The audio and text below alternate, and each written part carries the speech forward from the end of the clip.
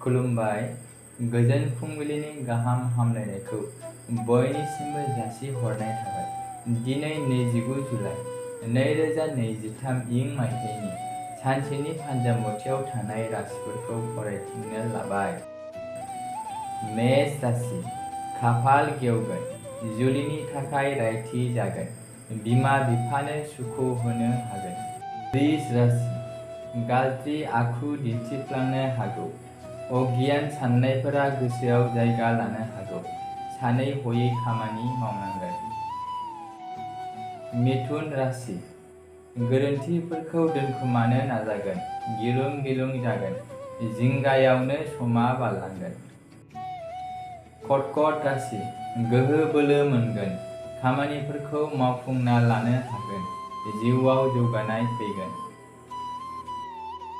सिंह राशि। देहायाव बेराम आजार सोमजिखांगोन, थाथेरनो हायै जागोन, रां खरसा जागोन। कन्या राशि।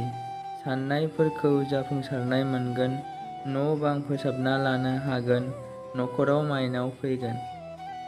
तुला राशि। समा जेथो गोनां, धैर्यखौ आनजाद नायगोन, खोथा बाथ्राखौ सानै हयै बाहायनांगोन। वृश्चिक राशि। गोग्लैसोनानै थानाय खामानिफोरा फिन मावफुंजागोन, मोननांगौ रांखौ मोनगोन, गोजोनग्लायगोन गोसोआ। धनु राशि।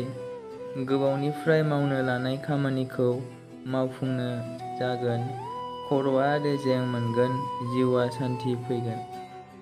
मकर राशि। गिदिर दायनि थाखाय गिलुं गिलुं जाबाय थागोन, जानो लोंनो सुख गैयै जागोन, इसोरजों सोमोन्दोआव थानाया गाहाम। अराशि। साना जेंना गोनां, जानाय लोंनायाव खेल लानांगोन, सानाय सुनाय सोमजिनो हागौ।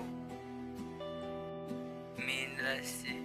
रोंगौथिनि सोमोन्दोआ बांगोन, खाथि खालानि सुबुंनिफ्राय मदद मोनगोन, गोसोआ खुसि जागोन।